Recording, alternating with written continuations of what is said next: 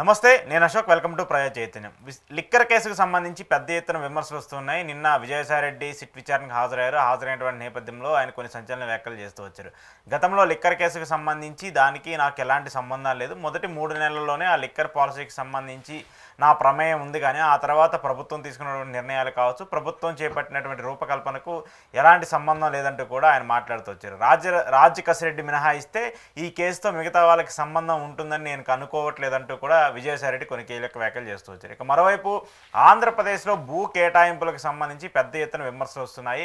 అమరావతికి సంబంధించి ఇప్పటికే 33,000 ఎకరాలను తీసుకుంటూ వచ్చింది రాష్ట్ర ప్రభుత్వం. ఆ తర్వాత మళ్ళీ ఒక 44,000 ఎకరాలను తీసుకోవాలని చెప్పేసి ప్రభుత్వం ప్రయత్నించినప్పటికీ కూడా దాన్ని మాత్రం అందరూ కూడా వ్యతిరేకిస్తూ వస్తున్నారు. ఇక మరోవైపు విశాఖకు సంబంధించి కంపెనీలకు భూ కేటాయింపులకు సంబంధించి పెద్ద ఎత్తున విమర్శలు వస్తున్నాయి. గతంలోనే లులు మాల్కు సంబంధించి విశాఖ తీరంలో ఉన్నటువంటి కీలకమైనటువంటి భూమిని, వేల కోట్ల రూపాయల విలువ చేసేటువంటి భూమిని చాలా తక్కువ ధరకే ఇస్తున్నట్టు కూడా ప్రభుత్వం ప్రకటించింది. దాంతోపాటు ఇటీవల టీసీఎస్ కంపెనీకి సంబంధించి 99 పైసలకే భూమిని అప్పచెప్పడం పైన కూడా పెద్ద ఎత్తున విమర్శలు వస్తూ ఉన్నాయి. వేల కోట్ల విలువ చేసే భూమిని ఇంత తక్కువ ధరకే, కనీసం అనుమతులు కూడా సరిగా లేనటువంటి కంపెనీలకు ఎలా అప్పచెప్తారంటూ కూడా ఆరోపణలు వస్తున్నాయి. ఏపీ రాజకీయాలకు సంబంధించి అలాగే విజయసాయిరెడ్డి అంశానికి సంబంధించి ఈరోజు ఇంటర్వ్యూలో మాట్లాడదాం. ఇంటర్వ్యూలో నాతో పాటు పార్టిసిపేట్ చేస్తున్నారు కేఎస్ ప్రసాద్ గారు. ప్రసాద్ గారు నమస్తే.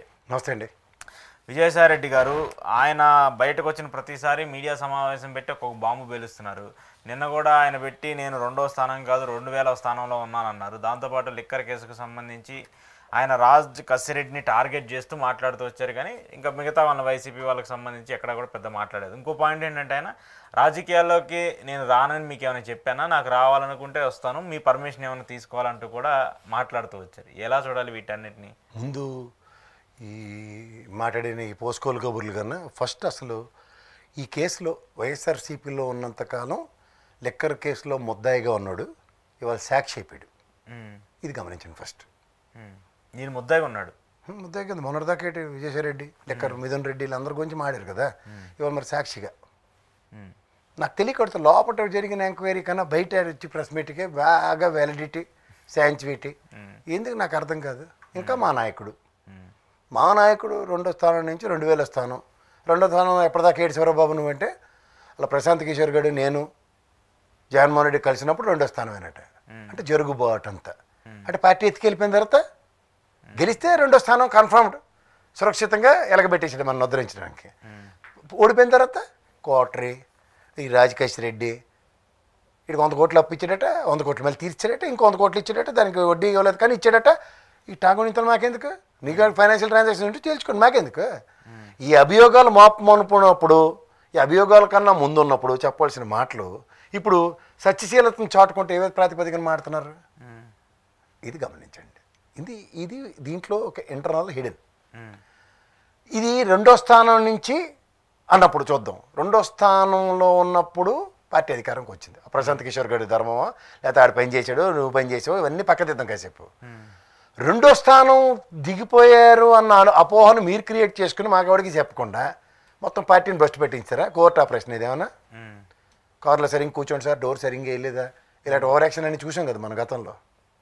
అంటే కోవర్ట్ ఆపరేషన్ జరిగిందనుకో మరి అంతే కదా దాని అర్థం. ఇప్పుడు ఈ ఎక్కడ ఒక 175 నియోజకవర్గాలు దొరికినట్టు గోతులు తవ్వినట్టే కదా.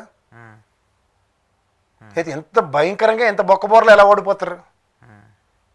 ఓడిపోవడం అంటే దాంట్లో పార్టీకి సంబంధించిన వ్యవహారాలు ఎన్ని వ్యవహారాలు అన్ని కలిసి ఉంటాయి కదా. అన్ని వ్యవహారాలు చక్కబెట్టింది నెంబర్ 2గా ఈయనే కదా ఉన్నాడు. ఈయన కూడా ఒకడు, ఈయన కూడా ఒకటి బయటకు వచ్చాడు కదా. 2వ నెంబర్ కాదు, నేను 2వ నెంబర్ కాదని ఎక్స్ప్లెనేషన్ ఇస్తాడు. అటు ఉన్నంతకాలం 2వ నెంబర్లో తగలడ్డావు కదా. ఇప్పుడు ఉదాహరణకి మన టెన్నిస్ మ్యాచ్లు చూద్దాం. సీడ్ నెంబర్ 1 ఈ వింబుల్డన్లో నేను చూస్తున్నప్పుడు ఇవాళ లెండిల్కి ఇచ్చారు. సీడ్ నెంబర్ 2 బోరిస్ బెక్కర్ అని. వింబుల్డన్ గెలిచిన తర్వాత seed number 2 he's become number 1. కానీ ప్రాంతీయ పార్టీలో నెంబర్ 1 అవ్వడం ఎవరికి ఛాన్స్ ఉండదు కదా. ఆల్రెడీ ఒక పర్సనే ఉంటాడు. ఆ చుట్టూ రాజకీయం చేయడమే ప్రాంతీయ పార్టీలో. ఆయన చెప్పిందే నీకు నచ్చుకోండి నీ సొంత వేతనాలంటే. ఆయన చెప్పిందే చేయకుండా చేసాడు అనేది ఆరోపణలు. ఆబ్వియస్లీ అదే కదా. ఇప్పుడు నీకు 2వ ప్లేస్ ఎందుకు కుమిసాలు కలితే ఏడు చెప్పాడే చేయకుండా. ఢిల్లీలో లాబింగ్లు, ఢిల్లీలో నేను బీజేపీ, ఢిల్లీలో మనకి బీజేపీ. ఆ సుజనా చౌదరి సీఎం రమేష్ చంద్రబాబు నాయుడు గారికి ఏడు చెప్పారు, మనోడు అదే చెప్పేవాడు. బీజేపీ లేకపోతే మనం బతికి బట్టకట్లేమని. కాంగ్రెస్ లేకపోతే కూడా మేము బతికి పట్టకట్లేము అలా భయం పడి కూర్చున్నాడు Jaganmohan Reddy. That's is original nature. సింగిల్గా వెళ్ళాడు, గెలుచుకుంటూ వచ్చాడు. గెలిపోవటమో ఎదిరించే ధైర్యం సామర్థ్యం అతనికి ఉంది. మనోడికి ఎదిరించే ధైర్యం సామర్థ్యం లేదు, ఒప్పుకోవాలి కదా అది. సో బీజేపీతో లాబింగ్ జరగనందుకు ఓడిపోయింది వైసీపీ. ఆ వైసీపీ ఓడిపోవటం వల్ల ఇప్పుడు విజయసాయి రెడ్డి గారు ఎనిమి అయ్యారా? ఎనిమి కాదు, ఇంక అధికారం లేకపోతే మనోడు ఉండడు. అప్పుడు 14లో కూడా అధికారం లేదు కదా మరి. అప్పుడు ఏంటి చేసేవాడు? అధికారం ఎవరు ఇచ్చారు?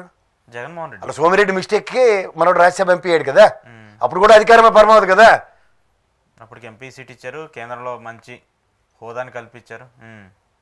ఓకే, ఇవి గమనించండి. సో జరుగుబాటు అంత సుఖం లేదు. ఇప్పుడు రాజకేశ్వర రెడ్డి జ్ఞాపకం వచ్చాడు. బ్రెవరేజ్ కార్పొరేషన్లు ఇవన్నీ అప్పుడు చేస్తున్న వాళ్ళు అందరూ మాట్లాడుతున్నాం కదా, మేము అందరం ప్రభుత్వమే చేస్తున్నప్పుడు, ప్రభుత్వం మీద అపవాదం వచ్చినప్పుడు పార్ట్ అండ్ పార్సల్స్గా ఉన్నాడు ఇప్పుడు రాజకేశ్వర రెడ్డి.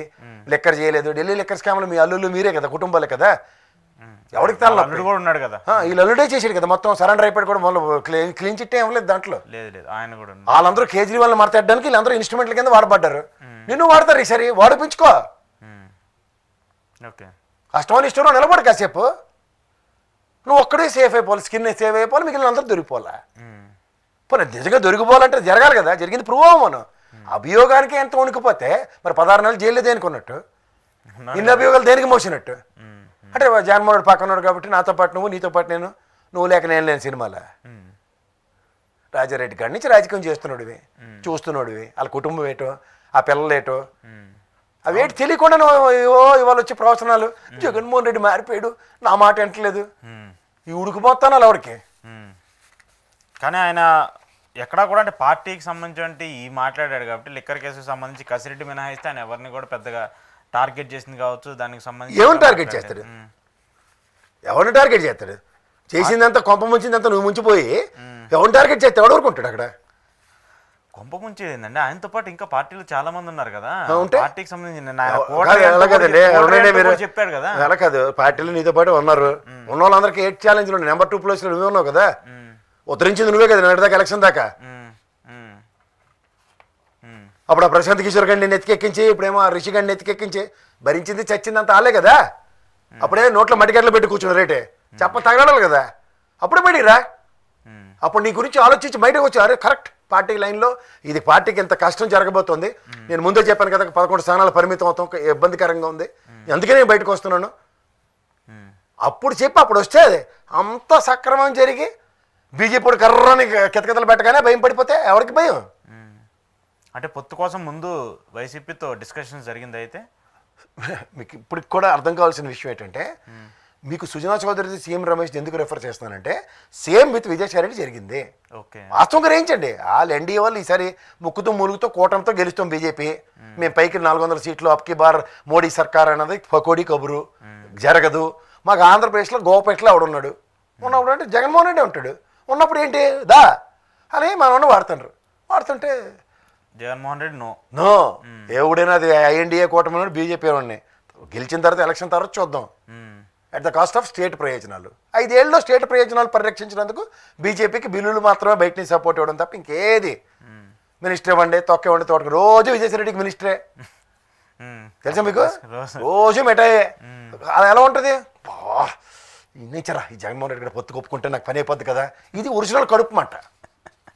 ఓకే, ఆ డిస్కషన్స్ జరుగు అంతే కదా. అవును, అది పాయింటే కదా. ఇప్పుడు సుజనా చౌదరి ఎలక్షన్ అయిపోయినట్టు ఏడుపేటి ఉంటే నాకు మినిస్టర్ ఉంది కదా, ఇదే కదా బాధ. అందుకే అటక్కని బీజేపీలో జాయిన్ అయిపోయిన ఇచ్చారేట వాళ్ళు. అది ఇది ప్రాంతీయ పార్టీకి వాళ్ళు ఆల్రెడీ చూపిస్తున్న వివక్ష. ఇది గమనించకుండా గాబరా పడితే ఓకే. సో ఏమైనా అవుద్దా ఈ కేసుకు సంబంధించి? ఏ వాళ్ళకాడు అవుతారు, అదేది ఆ కేజ్రీవాల్ నేను ఎత్తి కూర్చోబెట్టాలి కాబట్టి అది దానికి అక్కడ ఢిల్లీ లెక్కర్ స్కామ్. ఇక్కడ ఇలా ఆంధ్రప్రదేశ్లో కూటమి వచ్చింది, జగన్మోహన్ రెడ్డిని ఎలాగైనా అబస్పాలు చేయాలన్న దాంట్లో ఉదాంతరతోటి అన్నింటిలో చేతులు కాల్చుకుని చిచ్చి చేయట్లేదని ముందు పెద్దరెడ్డితో మొదలెట్టారు. ఏమైంది ఇప్పుడు ఆ బొడ్డోడు మీద పడ్డాడు, మిథున్ రెడ్డి మీద 4 రోజులు అది ఆడావిడ ఇవాళ ఎంక్వైరీకి పిలిచారు, బయట ఎక్కలెట్టుకుని ఈ తెప్పలగాలు రెడీగా ఉంటారు, పని పాటు లేకుండా సబ్బు సందర్భాల్లో దిక్కుమాల ప్రశ్నలు అన్నీ అడుగుతారు. నోరు విప్పేసిన విజయసాయి రెడ్డి మొత్తం అరెస్ట్ పర్వాలే నడుస్తుంది. అరెస్ట్ అంటే అరెస్ట్ చూసాం కదా. ఓకే, సో అంటే ఆయన ఏదో బయట పెట్టేస్తాడు, ఏదో జరిగి బయట పెట్టేస్తాడు అప్రూవర్గా విజయసాయి రెడ్డి, ఇలాంటి మాటలు ఎక్కువ వస్తున్నాయి కదా. అలా సినిమా ఏదో ఒకటి నాకు తెలీదు, ఇంకోటి ఏదో సమాధానం ఉంటుంది అలాగా, గుర్తులేదు మర్చిపోయాను నాకు తెలీదు, ఇవే చెప్తుండు. ఓకే ఓకే సరే సార్, మీరు ఎప్పటి నుంచో మాట్లాడుతున్నారు ఒక ఇంట్రెస్టింగ్ పాయింట్, రాజ్యసభకు సంబంధించి విజయసాయి రాజ్యసభని ఎవరిని ఫిల్ చేస్తారు అది ఫిల్ చేసి చూడండి అన్నారు కదా. సో ఇప్పుడు ఫిల్ చేసే పరిస్థితులు వచ్చింది, రేపు 22వ తారీఖు నామినేషన్ అయిపోతుంది. అన్నామలైకి కన్ఫర్మ్ చేసినట్టు కూడా కొన్ని వార్తలు వస్తున్నాయి. ఏంటి విజయసాయి రెడ్డిని మళ్ళీ అట్టే చేస్తారు ఇటు చేస్తారని పెద్ద చర్చ జరిగాయి కదా. విజయసాయి రెడ్డికి బీజేపీ షాక్ ఇచ్చినట్టే కదా ఇప్పుడు ఇది ఒక విధంగా చూసుకుంటే. మీరు ఎక్కడ పొరపాటు పడ్డారు, అది బీజేపీయే తీసుకుంటుందన్న విషయం గ్రహించండి.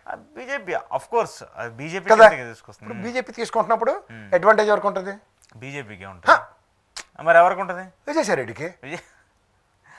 ఓకే, ఈయన రిజైన్ చేశారు కాబట్టి అది బీజేపీకి వెళ్తుంది. బీజేపీ పరంగా విజయసాయి రెడ్డికి గాంధారి కవచం వేసినట్టే కదా దుర్యోధనుడికి. బీజేపీ సపోర్ట్ చేస్తుందని చెప్పేసి ఆయన రాజీనామా చేశాడు. బీజేపీ ఎత్తుకడే కదా.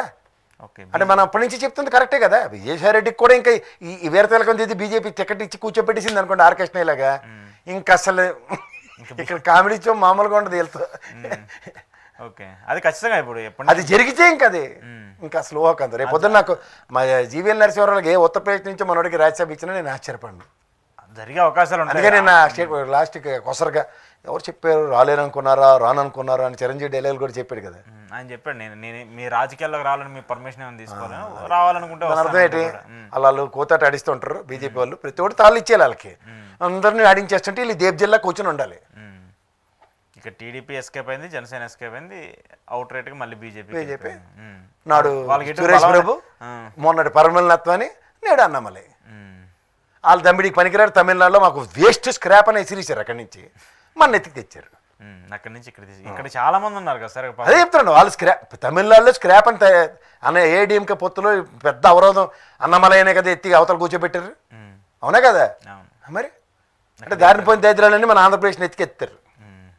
ఇక్కడ ఎవరికో రావాల్సిన దాన్ని ఇంకొకరికి ఎవరికో ఇస్తూ ఉంటారు. సురేష్ ప్రభుకి చూడప్పుడు రైల్వే శాఖ మంత్రి ఇచ్చిన తర్వాత సంవత్సరాలు సస్పెండ్ చేస్తారు, మన వాళ్ళు ఎగేసుకుని మినిస్ట్రీ ఇస్తారు, కానీ సురేష్ ప్రభు మాత్రం రైల్వే జోన్ ఇవ్వడు 5 ఏళ్ళ టెన్యూర్లో ఆంధ్రప్రదేశ్కి.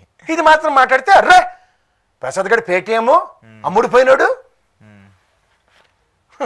ఓకే, సో ఇంకోటి ఇంట్రెస్టింగ్ ఇష్యూ అనాలా లేదంటే ఇంట్రెస్ట్ క్రియేట్ చేసే ఇష్యూ అనాలా తెలియదు కానీ ప్రసాద్ గారు, విశాఖకు సంబంధించినటువంటి ల్యాండ్లన్నీ కూడా చాలా తక్కువ ధరకు వస్తున్నాయి. అంటే రియల్ ఎస్టేట్ మరి ఎలా ఉందో అక్కడ తెలియదు కానీ ప్రభుత్వానికి సంబంధించిన రియల్ ఎస్టేట్ మాత్రం చాలా తక్కువకి వస్తుంది. ఇటీవల లులుకి చాలా తక్కువ ధరకి అది 30 లక్షలకో ఏమో ఎకరం భూమి ఇచ్చారు, అట్లా వాళ్ళకి ఒక 21 ఎకరాలు ఏమి ఇచ్చారు. ఇప్పుడు మళ్ళీ టీసీఎస్ కంపెనీకి సంబంధించి 99 పైసలకే వాల్యూ, దాదాపు 1500 కోట్లు 1800 కోట్లు విలువ చేసే భూమిని మళ్ళీ వాళ్ళకి అప్పచెప్తూ ఉన్నారు. ఆ తర్వాత మళ్ళీ ఇంకో కంపెనీకి ఏదో ఒక కంపెనీకి కూడా విశాఖకు సంబంధించిన పరిసర ప్రాంతాల్లో మరొక 20 ఎకరాలు 25 ఎకరాలు ఇస్తూ ఉన్నారు.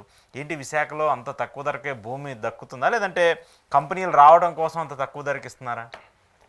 మీకు విషయం చెప్పనా సార్, వాళ్ళు ముందు క్వార్టర్ ఎంతకి ఇచ్చారండి? 99కి ఇచ్చారా? అలాగే 99 పైసకి టీసీఎస్ వాళ్ళకి ఇచ్చారు. సో 99 అన్నది జాగ్రత్తగా వినండి. ఈ 99 కథ ఒకటి చెప్దాం. 21.6 ఎకరాలు టీసీఎస్ వాళ్ళకి ఇచ్చారు, సంతోషం. వీళ్ళు ఉపాధి కల్పన, ఉద్యోగంలో అసలు సంపద సృష్టిస్తాం, ఉద్యోగ కల్పన, ఇదే కదా స్లోగన్లతో వచ్చారు వాళ్ళు. ఈ స్లోగన్లో నిజంగా చెప్పాలంటే గతంలో 14 నుంచి 19 దాకా ఐటీ సెక్టర్లో ఉద్యోగాలు ఎంత కల్పించారో తెలుసా సార్? 25,772 మందికి ఫస్ట్ ముఖ్యమంత్రి 14 నుంచి 19 దాకా. ఎందుకంటే సాఫ్ట్వేర్ వీళ్ళు తిరగబెట్టేశారు, అసలు అట్టు తిరగేశారంటే ఏమవుద్ది ఇన్ని చెప్తారు కదా. జగన్మోహన్ రెడ్డి గారి రాయల్లో 19 నుంచి 24 దాకా 75,614 మందికి ఉద్యోగాలు వచ్చాయి. ఈ కంపారిజన్ చూసుకోమని ఫస్ట్ థింగ్. రెండోది టీసీఎస్ లాంటిది ఒక ఇండియన్ స్టాండర్డ్స్లో ఉన్న మల్టీనేషనల్ కంపెనీ కదా, మోస్ట్ ఆఫ్ ది ఫారెన్ ప్రాజెక్ట్సే చేస్తారు. మనకి ఇక్కడ హైదరాబాద్లో క్యాంపస్ ఉంది, చాలా క్యాంపస్ కదా. ఏ ల్యాండ్ 99 పైసలకు కొన్నారు కనుక్కోండి ఒకసారి. ఈసారి వాళ్ళ ప్రాఫిట్ ఎంత తెలుసా సార్? 2,64,000 కోట్లు టీసీఎస్ ప్రాఫిట్స్. రెండోది టాటా గ్రూప్కి వెస్ట్ బెంగాల్లో ల్యాండ్ ఇవ్వలేదు ఇష్యూ అయినప్పుడు, వడోదరా అనుకుంటాను, వడోదరానా మోతేరా వడోదర దగ్గర గుజరాత్లో అయితే ప్లాంట్ ఇచ్చారు, గుజరాత్లో ఇచ్చారు. దానికి they have made an industrial policy making cabinet నిర్ణయంలో ఇచ్చారు. ఇప్పుడు ఈ క్యాబినెట్ నిర్ణయంలో 99 పైసకి ఇస్తున్నారు. మీరు లుల్లు గురించి చెప్పారు. లుల్లు మనం హైదరాబాద్లో ఉన్నాం కదా, కోకటపల్లి అద్దె భవనంలో ఉందా సొంత భవనంలో ఉందా? అలా వాలంటీర్ల వ్యవస్థనైతే మోట్లు మోసుకునే ఉద్యోగాలు, గోసాలు ఇవన్నీ చెప్పారు కదా. మరి మాల్లో పనిచేసే వాళ్ళు ఇంకేం పనులు అందరూ చేస్తారు అదే, ఎవరైనా అదే. That is service providing. ఎవరైనా అంతే. ఎంత ఉపాధి కల్పించేస్తారని వాళ్ళకి ఉద్యోగాల కల్పన కోసం ఒక ఇండస్ట్రీకి ఇచ్చిన తరహాలో లులు గ్రూప్కి అంత ల్యాండ్ ఇచ్చారు. అంతే కదా, వ్యాలిడ్ పాయింటే కదా. ఇది గమనించండి. పోనీ టీసీఎస్లో ఉద్యోగ కల్పన అంటే 12,000 ఉద్యోగాలు అనుకుందాం. ఈ పర్యావరణ అనుమతులు గుజరాత్ ఋషికొండ పరిసర ప్రాంతాలు అయితే ప్రభుత్వం కట్టిన దానికైతే సంపుకు తినేశారు అందరూ, అనుమతులు ఉన్నా సరే. మరి ఇక్కడ పర్యావరణ అనుమతులు ఇవ్వాలి కదా. పైపించి 2,47,000 మొక్కలు నాటారు ఆ ప్రదేశంలో, ఏది కొండ మీద బిల్డింగ్ కట్టి. ఎక్స్చెక్కర్లో చెక్ చేసుకోమండి బడ్జెట్లో. ఇవేవి మాట్లాడరు. పర్యావరణ అనుమతులు ఇప్పుడు పాత వాళ్ళందరూ అక్కడ ముసలి ఎక్కడ కూర్చున్నారో నాకు తెలియదు. పోనీ 12,000 ఉద్యోగాల్లో టీసీఎస్ ఏమన్నా దిస్ పర్టికులర్ యూనిట్ 12,000 ఉద్యోగ కల్పన కోసం రాష్ట్రం మాకు 99 పైసలకే ల్యాండ్ ఇచ్చింది కాబట్టి we made a policy, Telugu రాష్ట్రాలైన ఆంధ్ర తెలంగాణ వాళ్ళకి తెలుగు మాట్లాడే వాళ్ళకి మాత్రమే టీసీఎస్లో 12,000 ఉద్యోగాలు కల్పిస్తామని చెప్పి. డెఫినెట్లీ నాట్, మరి డెఫినెట్లీ నాట్ కదా. మీరు సాఫ్ట్వేర్లో పనిచేసి వచ్చిన నేను సాఫ్ట్వేర్లో పనిచేసి వచ్చిన వాళ్ళమే కదా. డెఫినెట్లీ నేను రిక్రూట్మెంట్ పాలసీస్లో నేను కూడా పాలసీ మేకర్ని. ఒక కంపెనీస్లో రిక్రూట్మెంట్ కూడా నేనే చూసివ్వండి. ఒక మోస్ట్ ఆఫ్ ద కంపెనీస్లో ప్యాకేజీల విషయం, డిస్కషన్స్, నెగోసియేషన్స్ అన్ని ఇన్ని తెలిసి నేను ఏ రోజు కూడా నేను పనిచేసిన కంపెనీలో కూడా హర్యానా, చండీగఢ్, గుజరాత్, బీహార్, ఒరిస్సా, జార్ఖండ్ వీళ్ళందరితోనే కలిపి పనిచేశాను మల్టీనేషనల్ కంపెనీస్లోనే. ఎక్కడా కూడా ఒక స్టేట్కి సంబంధించిన వాళ్ళే ఉంటారు కదా. మరి ఎట్లా 25,000 ఉద్యోగాలు కల్పించిన మొత్తం తెలుగు రాష్ట్రం ఆంధ్రప్రదేశ్ సంబంధించిన వాళ్ళకి ఇస్తామని చెప్పేసి జగన్మోహన్ రెడ్డి అప్పుడు 70% ఉద్యోగాలు స్థానికత ఇవ్వాలని. అలా మాధవ్ అయితే అలా ప్లాంట్కి కియా మోటార్కి వెళ్ళి అడవాడు చేసి బదనాం అయిపోయాడు కదా. ఇప్పుడు వీళ్ళు గవర్నమెంట్ రాగానే 90 మోటార్లు ఎత్తుకెళ్ళిపోయి కదా. దొంగతనం జరిగిందని అంటున్నారు మరి కదా. దీని వెనకాతల కథ 99 పైసలకి ఇచ్చారు కదా వీళ్ళు టీసీఎస్ వాళ్ళకి. ప్రజలకు చిన్న విషయంగా అర్థమయ్యే భాషలో చెప్పాలంటే, ఇప్పుడు సే ఫర్ ఇన్స్టెంట్ మీ ఇల్లు ఎక్కడ సార్ అంటే అలా జీవిక మాల్ పక్కసందండి, మా ఇల్లు ఎక్కడంటే అలా లైఫ్ స్టైల్ పక్కనండి, లేకపోతే ఇంకో ఇల్లు ఏదైనా అడగండి, మేవాడు అడగండి సార్, మీరు వాళ్ళు అక్కడికి వస్తారు సుచిత్ర దగ్గరకు వస్తారు కదా సార్, అక్కడ మీకు పెద్ద రిలయన్స్ ఇది ఉంటుంది సార్ దాని పక్కన సార్. అలా ఒక్కొక్కడు ఒక్కొక్క టైప్లో అడ్రస్, ల్యాండ్ మార్క్ గుర్తింపు పెట్టుకుంటూ ఏమంటున్నారండి ల్యాండ్ మార్క్ కదా. ఇప్పుడు ఈ ఎవడోను ఒక కంపెనీ వాడికి ఓ ల్యాండ్ మార్క్ క్రియేట్ చేసి టీసీఎస్ పక్కన ల్యాండ్ ఇచ్చారు. ఏది బాబు ఆ కంపెనీ పేరంటే ప్రజలు తెలుసుకోండి. అంతకని మనం పక్కన దానికి ల్యాండ్ ఇచ్చారండి. ఎంత 3.7 ఎకరాలు. కంపెనీ పేరు ఏంటి తెలుసా sir? URUSA Ursa consultants private limited. ఇది ఎప్పుడు తెలుసా? ఈ టీసీఎస్ లాగా రతన్ టాటా గారు లేదా నాన్నగారు జంషెడ్జీ టాటా గారితో పెట్టిన కంపెనీ కాదు సార్. 2 నెలల 6 రోజులు అయింది. ఓకే, రీసెంట్గా దీనికి కాకలోపాడులో 57 ఎకరాలు, ఇక్కడ దగ్గర టీసీఎస్ పక్కన 3.5 ఎకరాలు ఎంతో ల్యాండ్ అలికేట్ చేశారు. మొత్తం ఓవరాల్గా 60 ఎకరాలు 2,000 కోట్లు ఎస్టిమేషన్. 3,000 కోట్ల దగ్గర లెక్క చెప్తుంటారు దానికి. ఒక లెక్క చెప్పుకుంటూ వెళ్తే ఇది మనం కర్మకాలు చదువుకున్నాం కదా. బోర్డ్ ఆఫ్ డైరెక్టర్స్ని ఎదిగితే ఒకడు శంషాబాద్ ఎయిర్పోర్ట్లో మేనేజర్ అట, ఆ కంపెనీకి బోర్డ్ ఆఫ్ డైరెక్టర్స్. ఇంకొతను ఎన్ఆర్ఐ ఇన్వెస్టర్. వీళ్ళిద్దరికీ అంత సామర్థ్యం ఉంటుంది సార్. అంటే ఇవన్నీ సూట్ కేస్ కంపెనీలు లేకపోతే వాళ్ళు చెప్పి క్విట్ ప్రోకో ఇలాంటి బెనామీలే కదా. డెఫినెట్గా ఒక ఐడెంటిటీ క్రియేట్ చేసి టీసీఎస్కి. ఇప్పుడు నాకు తెలిసి ఇటు తిప్పి ఇప్పుడు ఒక విషయం జనరల్గా మాడదాం. స్టీల్ ప్లాంట్ని ఎత్తేస్తున్నారు పక్కన, కుబుసాల నుంచి లేపేస్తున్నారు. మా పల్లా శ్రీనివాసరావు కానీ ఎవడు పల్లెత్తి గంటా శ్రీనివాసరావు అయితే రాజీనామా చేసాడు, కానీ మా సైడ్ ఇబ్బందిగా ఉంది. మళ్ళీ హైదరాబాద్ ఒకసారి చూసి మళ్ళీ విజయవాడ వెళ్ళడానికి వయా ఫ్లైట్ మీద చాలా ఇబ్బంది పడిపోతుండు. కళ్ళ ముందు మా విశాఖ ఉక్కు, ఆంధ్రలో ఉక్కు అనే ఆ నినాదంతో వచ్చిన దాన్ని కూడా చంపేస్తున్న మనోడికి సేవ కొట్టినట్లేదు వీళ్ళు ఎవరికి. కానీ ఆవులు ఇక్కడైతే మాత్రం మా పల్లా శ్రీనివాసరావు తొడగొట్టి ఇక్కడికి వస్తారు తిరుపతి. ఇదంతా ఒక ఎత్తి అయితే వాళ్ళకే ల్యాండ్లు తీసుకున్న వాళ్ళకి ఆర్ కార్డులు ఇప్పటికి ఇవ్వలే. కొంతమందిని మోసం చేసి ఆర్ కార్డులు సరెండర్ చేస్తే అన్నది ఇంకా కోర్టు కేసుల్లో ఉన్నాయి. Vizag issue, steel plant issue. అంటే ఈ లెక్కన దాన్ని ఎంత 99 పైసలకి అమ్మేయడానికి విశాఖ ల్యాండ్లని ప్లాన్ చేస్తున్నారు. ఇదంతా ఒక ఎత్తి అయితే నిన్న కాక మన నారాయణ గారు మా ప్రవచనకర్త అయిన, ఎందుకంటే educationalist he's become a capitalist and Ramoji Rao వారసుడు అయినా. అంటే కమ్యూనిస్ట్ బికమ్స్ క్యాపిటలిస్ట్ అంటే ఎలా ఉంటుందో దోపిడీకి మామూలు కూడా అంతే సేమ్. ఓ బిజినెస్ మ్యాగ్నెట్ని పెట్టి ఎలా చేస్తుంటారు మన దగ్గర. ఏంటి సార్ అమరావతికి 1,00,000 కోట్లు అవుతుందంటే ఆఫ్టర్ 4,000 ఎకరాలు అమ్మేస్తే వచ్చేస్తాయి అంటాడు. అంటే ఎకరం 50 కోట్లకి అమ్మాలి. 50 కోట్లకి. ఇవన్నీ నేను సింక్ చేయడానికి చెప్తాను, ఇవన్నీ డాట్స్ జాగ్రత్తగా వినండి. మనం నిన్న లెక్క తేల్చాడు లాస్ట్ చేసి 2,000 ఎకరాలు ఉన్నాయండి, ఇది అమ్మేస్తే వచ్చేస్తాయి అంటాడు. 2047 విజన్ 47 పెట్టారు చంద్రబాబు నాయుడు గారు. ఈ 2047 కూడా 50 కోట్లు అవుతాయి చెప్పమనండి. మరి నేను కాక మొన్న లేటెస్ట్గా బాలకృష్ణ గారు కొన్నారు 500 ఎకరాలు. మీరు ఎక్కడ 40,000 ఎకరాలు ఎక్వైర్ చేస్తారని దగ్గర ఆల్రెడీ ముందే ఖర్చు వేసి కొని. అవునా బాలకృష్ణ గారు? ఏ డౌటా? రిజిస్ట్రేషన్ మార్చిన వాళ్ళంతా ఆయన రిజిస్ట్రేషన్ మీద ఉంది ఆర్ఓసి కాలువ. ఇక్కడ అమరావతి దగ్గర రేట్లు పెంచలే కదా. ఈ డాట్స్ అన్ని ముడెట్టి ఒకసారి ఆలోచించి జనాలకి మాట్లాడదాం. అరే బాబు, ఇదే నారాయణ గారు బ్రహ్మాండంగా చెప్పి ఒక 60,000 మెట్రిక్ టన్నులు వైజాగ్ ఏంటి అమరావతి నిర్మాణానికి స్టీల్ కావాల్సి వస్తుంది. మరి విశాఖ స్టీల్ మించిన స్టీల్ లేదు తెలుసా? అవును, సెయిల్ కన్నా గొప్ప స్టీల్ని ప్రొడ్యూస్ చేస్తాం. ఆయన అగ్రిగేట్ 876 కోట్లు ట్యాక్స్ కడతారు స్టేట్ గవర్నమెంట్కి. ట్యాక్సెస్ని రేట్ని నెగోషియేట్ చేస్తూ ఒక కన్ఫైన్డ్ రేట్ తీసుకొచ్చి బ్లాస్ట్ ఫర్నెస్ నెంబర్ 2ని సెప్టెంబర్లో ఓపెన్ చేస్తాం. ఈ కేంద్ర ప్రభుత్వం చెప్పి లోపుగా వాళ్ళకు ఒక పని కల్పించి 60,000 మెట్రిక్ టన్నులు ఆర్డర్ ఇస్తున్నాం. అవును, జస్ట్ గడి ఇక్కడికి ఇవ్వండి. మన రాష్ట్ర ప్రభుత్వం, మన రాష్ట్రం స్టీల్, మన రాష్ట్ర ప్రభుత్వం ఆంధ్రప్రదేశ్ స్టీలు అంటే విశాఖ రాజధాని ఫైనాన్షియల్ క్యాపిటల్ చేస్తా ఉంటే వీళ్ళకి నచ్చలే కదా. అలాగే విశాఖ స్టీల్ కూడా వీళ్ళకి నచ్చట్లేదు. మళ్ళీ అది కూడా ఏదో ప్రైవేట్ కంటే జిందాల్కు ఇంకోళ్ళకి వెళ్ళాలా? జిందాల్ అన్నారు కదా. ఇప్పుడు దాని గురించి చెప్దాం. విజయనగరంలో జిందాల్ కంపెనీకి సంబంధించింది జేఎస్ఎస్ స్టీల్ ఏదో ఉంది, జేఎస్డబ్ల్యూ ఎత్తేసారు. 1000 మంది ఉపాధి ఎత్తేసారు. నేను నిన్న మొన్న చెప్పినట్టు అభ్యం సింగ్ అలమంకపల్లి ఈ షుగర్ ఫ్యాక్టరీలు ఏడు తెచ్చి ఓ పక్కన వీళ్ళు ఉపాధి కల్పన సంపద సృష్టి రెండు చెప్తున్నారు. స్టేట్ ప్రాస్పెక్టులు రెవెన్యూస్ వచ్చేవన్నీ చెరుకు రైతులు బతుకుతారు, చెరుకు పొలాలు హ్యాపీగా ఉంటాయి, నిరంతరం షుగర్ ప్రొడ్యూస్ అవుతుంది.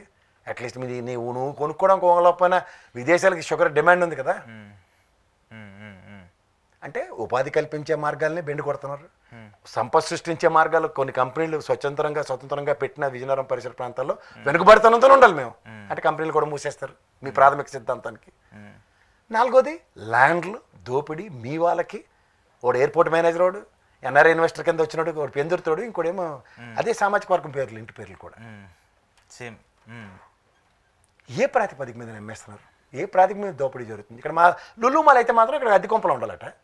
ఆంధ్రప్రదేశ్లో అయితే 13, 20, 30, 40 వాళ్ళ ఇష్టం వచ్చిన ఎకరాలు వేల 100 కోట్లు దోపిడీలు జరుగుతున్నాయి. అది కూడా నేవీకి సంబంధించిన భూమి, చాలా వాల్యుబుల్ భూమి. మీకు ఇంకోటి గమనించారు, కేంద్ర ప్రభుత్వం మా కేసీఆర్ గారు ఇక్కడ జంకన్న గ్రౌండ్లో మేము సెక్రటరియట్ కట్టుకుంటాం, వేరే ల్యాండ్ ఇస్తామంటే ఒప్పరాటాళ్ళు. రాజ్నాథ్ సింగ్ కూడా ఒప్పుకోడు, వీళ్ళకైతే అమ్మిడానికి ఒప్పేసుకుంటారు. ఇదే నా కూటమి సారాంశం. చెప్పండి సార్ ఒకసారి. కేంద్ర ప్రభుత్వం కూడా అట్లీస్ట్ అది అటవీ శాఖకు సంబంధించిన పర్మిషన్స్ కూడా ఇవ్వాలి. ఇవన్నీ స్టేట్ పరిధిలో ఉండేది కాదు కదా. ఇప్పుడు ఫారెస్ట్ అండ్ దీంట్లో సెంట్రల్ గవర్నమెంట్ పాలసీ పెట్టుకుని కూర్చున్నారు సార్, ఎవరికి ఇవ్వకుండా. అవును, అంతే కదా. తర్వాత ఇంకోటి 571 జియో ఇన్ 2012 తెలుసా మీకు? ఏం చెప్తాను తెలుసా? ప్రభుత్వ ల్యాండ్స్లో ప్రైవేట్ కంపెనీలు నాట్ అలౌడ్. అవునా? 571 జియో ఏం చెప్తాను చెప్పనండి. ఇప్పుడు మరి ఇచ్చేయన్ని అవే కదా. అవే. మీకు ఇంకో కాంట్రడిక్షన్ చెప్తా. 1989లో ఎస్సీజెడ్ పెట్టారు, ఎకనామిక్ జోన్ ఇన్ విశాఖపట్నం. ఈ రోజుకి కూడా ఎస్సీజెడ్ ల్యాండ్లో ఎకనామిక్ యాక్టివిటీకి 100% ఫుల్ ప్లెడ్జ్డ్ కావట్లే. లేదు అసలు, అవన్నీ చాలా డ్రైగా ఉండి పిచ్చి మొక్కలని నాటిన పరిస్థితి ఉన్నాయి విశాఖ. ఇక్కడ కూడా సార్ మీరు శంషాబాద్ పక్కన హార్డ్వేర్ పార్క్ అని ఇచ్చారు, శంషాబాద్ ఎయిర్పోర్ట్. లింగలింగమని 3, 4 ఉంటాయి, మిగిలిన అంతా ల్యాండే. ఇప్పుడు ఏపీఐసీసీ ల్యాండ్, అవన్నీ అలొకేట్ చేయొచ్చు కదా. ఏపీఐసీసీ ల్యాండ్లు ఉన్నాయి, అవన్నీ ఇండస్ట్రియల్ జోన్స్ క్రియేట్ చేసి ఇచ్చినవే కదా మౌలిక వసతులతో. రోడ్లు వేసి అన్నీ ఉంటాయి దాన్ని కదా. రుషికొండే కావాలి, అలా పెప్సీ గుంటడు అడుగుతుంటారు సినిమాలో, నాకు ఆ పెప్సీయే కావాలన్నట్టు టీసీఎస్ వాడు వచ్చి ఆ ల్యాండే కావాలన్నాడు. సరే, నాకు ఇక్కడ ఒక పాయింట్ ఏంటంటే సార్, రుషికొండ మీద ప్రభుత్వం అప్పుడు ఏదో 1000 కోట్లు 900 కోట్లు పెట్టి జగన్మోహన్ రెడ్డి హయాంలో కొన్ని భవనాలు కట్టారు కదా. ఏంటి మళ్ళీ అబద్ధాలు బూతులు ఆ తపేల సార్లు చెప్పకండి. బడ్జెట్ లో దాని ఆన్సర్ ఎంత వచ్చింది సార్? కందులు దుర్గేష్ గారు చెప్పింది 390.50 లక్షలు ఖర్చు పెట్టారు దాని మీద. సరే, 390.50 లక్షలు కట్టారు కదా. అవి ప్రభుత్వానికి సంబంధించిన ఎవరై అది జగన్మోహన్ రెడ్డి ఉంటాడా ఉండడానికి పక్కన పెట్టేది, ప్రభుత్వానికి సంబంధించిన ప్రాపర్టీయే కదా, ఇంకా దానికి సంబంధించిన వాల్యూ ఉంది కదా, ఇంకా దానికి సంబంధించి ఉంది కదా. మరి ఇప్పుడు ఎందుకు వాటిని ఇంకో కంపెనీకో లేదంటే ఇంకో దానికి ఒక స్టార్ హోటల్స్ అలా చేసి చేయొచ్చు కదా. దాన్ని అలా ఖాళీగా వదిలేయచ్చు ఎందుకు? దాని ఆదాయం వస్తుంది కదా, దానివల్ల సంపద సృష్టించాలి. అదే సంపద. కానీ వాళ్ళు సంపద సృష్టిస్తున్న అబద్ధం చెప్పొచ్చారు. దాన్ని నిజం చేయాలంటే దాని మీద సంపద రాకూడదు, ఇది వాళ్ళు చేయం. ఇప్పుడు ఏం సార్, ఒక మ్యారేజ్ ఫంక్షన్స్ లేదా ఏదో ఒక ఈవెంట్ ఎందుకు సార్? ఇక్కడ ఫలక్నామా ప్యాలెస్ మీరు ఇవాళ బుక్ చేయండి, రేపు ఎల్లుండి కూడా ఖాళీ లేవు అవి. అవును, అక్కడ పవన్ కళ్యాణ్ గారికి ఇష్టమైన ఆ హోటల్ ఉంది అక్కడ, రాడిసన్, దాంట్లో దిగుతాడు ఆయన. ఎంత తెలుసా రూమ్ దాంట్లో? తెలుసా మీకు? 40,000 రూపాయలు పర్ డేకి. అలా చేస్తే 138,000 సూట్ ఉంది దాంట్లో. ఆ లెక్కన ఇప్పుడు హరిత వాళ్ళకే ఇవ్వండి 25,000 అంటే దగ్గర. ఎందుకు దగ్గర చాలా పెద్ద పెద్ద వైజాగ్ అంటే పెద్ద పెద్ద వాళ్ళు వస్తూ ఉంటారు కదా, ఇండస్ట్రియల్కి సంబంధించి కావచ్చు, బిజినెస్ పర్పస్కి సంబంధించి ఉంటాయి కదా. దానివల్ల సంపద వస్తుంది కదా. మేము సంపద సృష్టించాం, అది కూడా జగన్మోహన్ రెడ్డి ఇచ్చిన మార్గంలో సృష్టించాం. ఎవరు కట్టిస్తే ఏంది సార్? జగన్మోహన్ రెడ్డి, అది ప్రభుత్వం ఉంది కదా, జగన్ కట్టిస్తే ఏంది, ఇంకో కట్టిస్తే ఏంది? జగన్మోహన్ రెడ్డి అంటే ప్రజలకి రాక్షసుల కింద పోర్ట్రేట్ చేయాలి. ఇప్పుడు ఇక మాట చెప్పాలి, జగన్మోహన్ రెడ్డి సచివాలయ వ్యవస్థ పెట్టాడు, వాలంటీర్ వ్యవస్థ పెట్టాడు, ఇంటికి వచ్చి డెత్ సర్టిఫికేట్ బర్త్ సర్టిఫికేట్ ఇచ్చాడు. వీళ్ళు 4 లక్షలు డిమాండ్ చేసి 90,000కి ఇస్తాడు డెత్ సర్టిఫికేట్. అవునా? ఫ్రీగా వచ్చేది. అంచేత ఆ స్థాయిలో వాళ్ళు వ్యాపార లావాదేవీలు నడుస్తున్నప్పుడు ఏసీబీ వాళ్ళు పట్టుకున్నారు, నేను కూడా కాదు. అవును, నిన్న పాపం ఎవరు బొజ్జల సుధీర్ రెడ్డి గారు ఎవరో ఎంఆర్ఓ ఆఫీస్కి వెళ్ళి ఎందుకు ఆ డాక్యుమెంట్ ఇవ్వాలంటే నువ్వు 50,000 60,000 అడిగావు అని చెప్పేసి డైరెక్ట్గా ఎమ్మెల్యేలు క్వశ్చన్ చేశారు. మరి అదే కదా, అంటే ఏసీబీ వాళ్ళు పట్టుకున్న తర్వాత మనోడు చేతన్నం వచ్చింది. రైట్ సార్, కంక్లూడ్ చేస్తే ఒక పాయింట్, ఫైబర్ నెట్లో నిన్న 500 మంది ఉద్యోగులను తొలగించారు ప్రసాద్ గారు. మీరు ఎప్పటి నుంచో ఈ పాయింట్ లేపుతున్నారు, ఫైబర్ నెట్ అమ్మకానికి కానీ. సార్ నాకు ఇప్పుడు పరిస్థితులు చూస్తుంటే అలానే కనిపిస్తుంది. ఫైబర్ నెట్ ఉంచుతారా? మీ ఫ్రెండ్ జీవి రెడ్డిని పక్కా తప్పించేశారు, ఆ తర్వాత ఇప్పుడు ఒక 500 మంది 600 మంది ఉద్యోగులను తీసేశారు. దాన్ని మళ్ళీ రిలయన్స్కో జియోకో అప్పు చెప్పే పరిస్థితులు ఏమైనా కనిపిస్తున్నాయి? మరి బిఎస్ఎన్ఎల్ కానీ అతీతం ఏంటి? బిఎస్ఎన్ఎల్కే దిక్కులే, టవర్లన్నీ ఆడివే, ₹1 రెంట్ కట్టాడు. అవును అవును. మళ్ళీ కూతురు కొడుకులు పెళ్ళిళ్ళు ఆట బిల్డింగ్ కట్టాడు, చూశారు కదా. ఎవరి వలన? ప్రజల వలన, ప్రజల సొమ్ముదే కదా. అలాగే ఇది కూడా అంతే. ఏపీ ఫైబర్ నెట్లో ఎంతసేపు దాంట్లో ఫ్రాడ్లు జరిగాయి. ₹1 ఆదాయం లేక సస్తున్నది అది. అవును, కుంటి గుర్రంలో ఇంట్లో పడి ఉంది అది. దానివల్ల ఆదాయాలు తెచ్చేశారు, లంచాలు తినేశారు, డబ్బులు ఎత్తేసారని ఆ వల్ల ప్రజల్లోకి ఎత్తి లాస్ట్కి అదాని గడికో, రిలయన్స్ గడికో, అంబానీ గడికో అదైనా భవిష్యస్తారు. అది అంతకుమించి ఇంకేటి జరగదు. ఇప్పుడు సెక్యూరిటీలో ఉన్నారట. ఇదే మాట జీవిరెడ్డి చెప్పినప్పుడు అత్తరే, ఇదే మాట జీవిరెడ్డి ప్రభావంతో జిఏడికి అటాచ్ చేశారు ఆయన్ని. అప్పుడు బాధలే ఐఏఎస్ ఆఫీసర్ని. సారాంశం ఏమైంది? సో వాళ్ళు చేస్తే అదే చెప్తున్నాను, వాళ్ళు చేస్తే మంచి, ఇంకోరెవరు చేసినా మంచి ఒప్పుకోరు వాళ్ళు. అదే ఇంకా నాకు తెలిసి ఫైబర్ నెట్ కార్పొరేషన్ ఉండదేమో, ఎత్తేసే పరిస్థితులు వస్తాయేమో. ఎత్తికి ఇంకేటి చేస్తారు దాన్ని, ఉంచడేమో. రైట్, ప్రయత్నించండి, మీ ఛానల్ కూడా దాంట్లో వస్తుంది, అంతకన్నా ఇంకేట్లేదు. నెట్వర్క్ ఇష్యూలే ఉండి కనీసం కొత్త కనెక్షన్లు రావడం పక్కన పెడితే ఇష్యూలు ఉన్నాయని చెప్పేసి రోజు 100 ఫోన్లు వస్తాయంట. మరి వస్తాయి, ముందు ఆ రిలయన్స్ వాడు చేతిలో పెట్టేదాకా వీళ్ళకి ఎవ్వరికి నిద్ర పట్టదు. Right sir, thank you Prasad గారు, థ్యాంక్ యూ వెరీ మచ్. ఇది ఈరోజు కేఎస్ ప్రసాద్ గారితో స్పెషల్ ఇంటర్వ్యూ. చూస్తున్నానండి ప్రజా చైతన్యం.